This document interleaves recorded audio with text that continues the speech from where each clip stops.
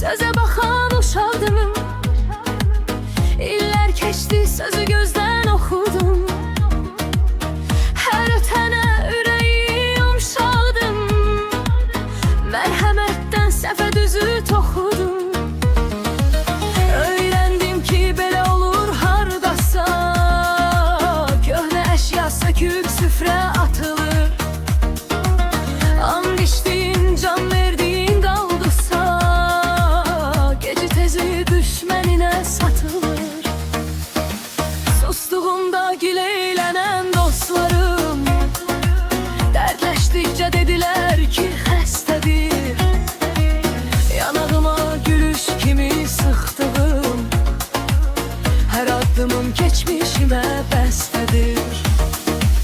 Sustuğumda gileylənən dostlarım dərdləşdikcə dedilər ki, xəstədir.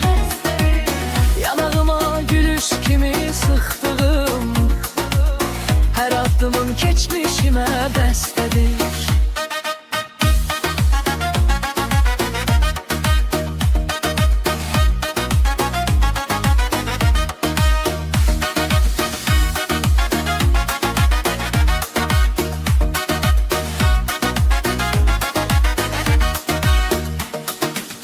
Vərəqini bir ümidsiz baxışla, çox qadın var gözyaşıyla isladan.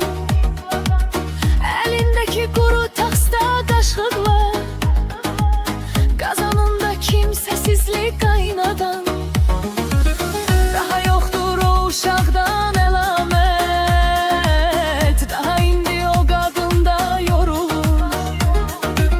Neçə uydurduğu hekayət uzun yolun yarısına yozulur.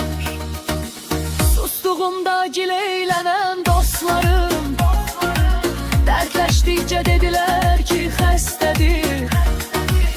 Yanağıma gülüş kimi sıxdığım hər addımım keçmişimə bəstədir. Sustuğumda gileylənən dostlarım dərdləşdikcə dedilər ki, xəstədir. Yanağıma gülüş kimi sıxdığım hər addımım keçmişimə bəstədir.